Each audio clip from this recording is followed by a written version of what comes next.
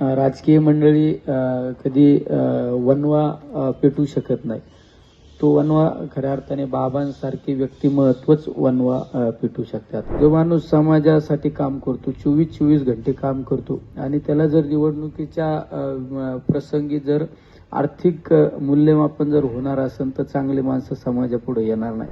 आणि समाजाच्या वेदना ज्या व्यक्तींना आहे असे लोक जर राजकारणामध्ये समाजकार्यामध्ये जर पुढे आले तर निश्चित समाज बदलल्याशिवाय राहणार नाही. एक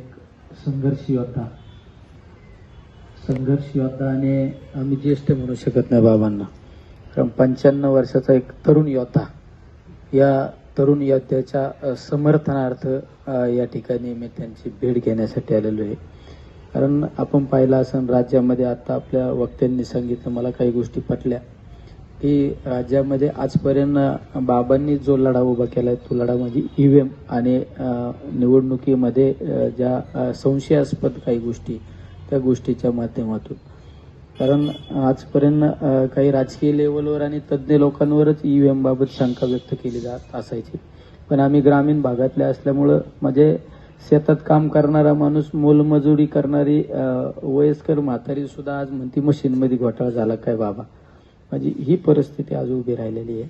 आणि त्याला एक थिणगी बघायची उद्धव साहेबांची सुद्धा मी बाईट ऐकलं, त्यामध्ये थिणगी जी पडली ती फक्त बाबांच्या रूपातून पडली. कारण राजकीय मंडळी कधी वनवा पेटू शकत नाही. तो वनवा खऱ्या अर्थाने बाबांसारखे व्यक्तिमत्वच वनवा पेटू शकतात. आज पहिला असेल देशामध्ये आदरणीय अण्णासाहेब हजारे यांनी माहितीचा अधिकार आणला, म्हणजे एक समाजासाठी काम करणारी व्यक्तिमत्वच या गोष्टीचा वनवा पेटू शकतात. आज तुम्ही मगाशी आता आपल्या साहेब तुम्ही जे बोलले ना की राजकारणामध्ये बऱ्याच वेळा मेरिट जर विचारलं ना, राजकीय मंडळी मेरिट विचारतात ते म्हणजे तुझ्याकडे पैसे आहे का नाही, तुझ्याकडे काय. पण या जर गोष्टी जर होत गेल्या तर देशाचं काय होईल आम्हाला सुद्धा कधी कधी प्रश्न पडतो. जो माणूस समाजासाठी काम करतो, 24 घंटे काम करतो आणि त्याला जर निवडणुकीच्या प्रसंगी जर आर्थिक मूल्यमापन जर होणार असेल तर चांगले माणसं समाजापुढे येणार नाही. त्यामुळे चांगले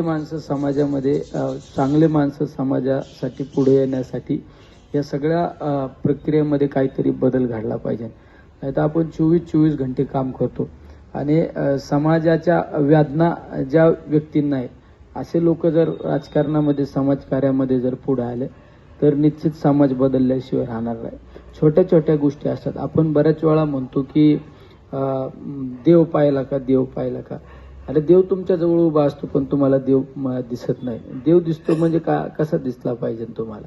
अरे चालत्या बोलत्या माणसांची सेवा केली पाहिजे, गोरगरिबांची सेवा केली पाहिजे. गोरगरिबांची सेवा करण्यासाठी ज्याच्या हातून सेवा होती ना त्याला त्या वेदनांची जाणीव पाहिजे. म्हणजे मी अतिशोक्ती नाही सांगत बाबांसमोर, सगळ्यांसमोर, इथं सगळे तज्ज्ञ मंडळी. मी जर एखाद्या रस्त्याने चाललेलो असतो ना, एखादं बिगर चप्पलचं जर एखादं पोरगा असं एखादा माणूस असला ना, मी थांबतो त्याला 500 रुपये काढून सांगतो चप्पल घेऊन ये, कारण मला माहिती आहे त्या चप्पल नसल्यामुळे वेदना काय. अशा वेदना असणारे माणसं राजकारणामध्ये समाजकार्यामध्ये आले पाहिजे. आज बाबांबद्दल बोलायचं म्हणलं तर खरंच एक संघर्ष योद्धा, अनेक समाजाला घडवण्याचं काम बाबांनी केलं असेल. म्हणजे माझ्यासारखा माणूस सुद्धा ज्यावेळेस राजकारणामध्ये समाजकार्यामध्ये काम करतो, बाबांसारख्या व्यक्तिमत्वाचे पूजन करूनच आम्ही सुद्धा समाजकार्यामध्ये काम करत असतो. कधी कधी आम्ही सुद्धा सत्तेच्या राजकारणामध्ये पाऊल इकडे तिकडे पडत असताना जर बाबांसारख्या व्यक्तिमत्वाचा जर आपण त्या ठिकाणी थोडासा अभ्यास जरी केला तरी आम्हाला सुद्धा लक्षात येतं की नाही आपण चुकू राहिलो, आपण परत आपल्या मार्गावर आलं पाहिजे. तर असे माणसं समाज घडू शकतात. त्यामुळे आज 95 वर्ष मी बाबांना सहज विचारलं, म्हणलं माझ्याकडून काही चूक बोलली होती काय. बाबांना विचारलं वय किती, त्यांनी सांगितलं 95 वर्षे. म्हणजे 95 वर्षाचा तरुणच म्हणलं तरी काय वावगं ठरणार नाही. कारण जो माणूस आत्मक्लेश करतो, आज पण समाजासाठी काम करणारा माणूस, म्हणजे आज पण 100 वर्षा काय घडलं पाहिजे हा विचार करणारी व्यक्तिमत्व, म्हणजे हे चालते बोलते माणसं, हे चालते बोलते देव आहेत आपल्यातले. आज आपण या महात्मा फुलेंच्या वाड्यामध्ये आपण इथं बसलेलो आहे. आज हे फुले जर नसले तर आमच्या या मावशी इथं बसलेल्या या सुद्धा बसलेल्या नसत्या. म्हणजे ज्या मी तर म्हणतो महाराष्ट्र हा साधू संतांची भूमी आहे. या साधू संतांनी जी शिकवण घालून दिली आपल्याला, ती शिकवणीवर आपण काम केलं पाहिजे. समाजासाठी आपण स्वतःसाठी किती जगलो याचा मूल्यमापन होत नाही, याची माती होती. पण जो समाजासाठी जगतो त्याच्या आयुष्यात सोनं होतं. आज इथं राष्ट्रपुरुष यांच्या आपण प्रतिमेचं दर्शन घेऊन इथं बसलो. आपण हे समाजासाठी गाडून घेतलेले माणसं आहे. त्यामुळे आपण सुद्धा काहीतरी टक्के समाजासाठी गाडून घेतलं पाहिजे. आज बाबांसारखे चालते बोलते राष्ट्रपुरुष, चालते बोलते परमेश्वर आपल्याला, त्यांच्या सर्वांची प्रेरणा घेऊन आपण सुद्धा या पुढील काळामध्ये चाललं पाहिजे. त्यामुळे बाबा तुम्ही अतिशय चांगल्या पद्धतीने आज ठिणगीच्या रूपाने वनवा पेटवलेला आहे या सगळ्या प्रक्रियेसाठी. कारण तुम्हाला ज्या वेदना आहेत त्या वेदना सुद्धा आम्हाला आहेत.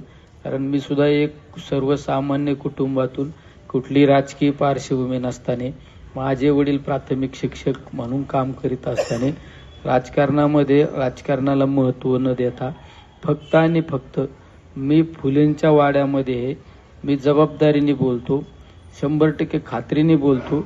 मी आजपर्यंत जे जगलो ते 100% समाजासाठी जगलो, समाजासाठी काम केलेलं आहे. त्यामुळं तुम्हीचीच प्रेरणा घेऊन आम्ही काम करतो. त्यामुळे निश्चित या ज्या आता सध्या जे समाजामध्ये ज्या गोष्टीच्या चर्चा जास्त प्रमाणात होऊ राहिलेल्या आहेत, या निवडणूक प्रक्रिया असो किंवा या सगळ्या अनेक तज्ज्ञ लोकांचे मी सुद्धा आता सध्या पाहतो. कारण आम्ही पण एवढं निवडणुका पाहिल्या, पण इतक्या शॉकेबल निवडणुका पाहिलेल्या नव्हत्या. त्यामुळे निश्चित बदल घडला पाहिजे. नाहीतर वर्ष आपण समाजाचं काम करायचं आणि कोणीतरी धनगे लोक जर चुकीच्या पद्धतीने हॅकिंग वगैरे काय, आता हे सगळं तज्ज्ञ लोकांचं बोलणं आहे ना. कारण आमच्यासारखे तर कमी शिकलेले लोक आहे, त्याच्यामुळे आम्ही लय आता डीपमध्ये बोलू शकत नाही हॅकिंग वगैरे. फक्त आम्ही ऐकतो म्हणून आम्ही पण बोलतो.